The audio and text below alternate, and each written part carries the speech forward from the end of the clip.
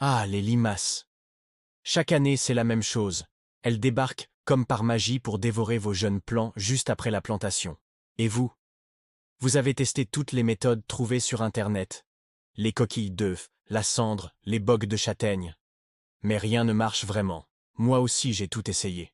Et aujourd'hui, je vais partager avec vous les 3 techniques éprouvées, qui m'ont permis non seulement de protéger mes plantes, mais surtout de retrouver un équilibre naturel dans mon potager. Les limaces ne sont pas méchantes. Elles jouent un rôle essentiel dans notre écosystème. Elles recyclent les matières végétales mortes et produisent un engrais naturel. Mais voilà, quand vous plantez un jeune chou, il libère des molécules odorantes liées au stress de transplantation. Pour une limace, c'est comme un signal de détresse. Ce plant est faible, je vais le manger. C'est ce phénomène qui attire les limaces vers vos jeunes pousses. Avant d'attaquer frontalement, on va d'abord rendre notre potager moins attractif pour les limaces. Voici comment. Mélangez les cultures, entre chaque chou, plantez de l'ail, des oignons, des poireaux. Ces odeurs perturbent les limaces. Pailler avec des feuilles coupées, les restes des oignons ou des ail renforcent cet effet répulsif. Tondre court entre les rangs. Ça empêche les limaces de se cacher et de pondre. Créer un environnement diversifié. Un petit bassin attire grenouilles et crapauds. Une haie sauvage offre un refuge aux hérissons, redoutables prédateurs des escargots. Faciliter leur passage. Petits tunnels sous les clôtures, passerelles pour les hérissons. On favorise la biodiversité. Passons maintenant à l'attaque. Technique numéro 1, la bouteille protectrice. Coupez le fond d'une bouteille de 2 litres. Gardez la partie haute avec le goulot. Placez-la autour du jeune plant juste après la plantation.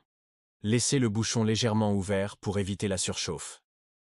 Cette méthode permet de camoufler les odeurs émises par le stress de plantation, protéger la plante des premières attaques, créer un mini-effet serre qui favorise la reprise du plant.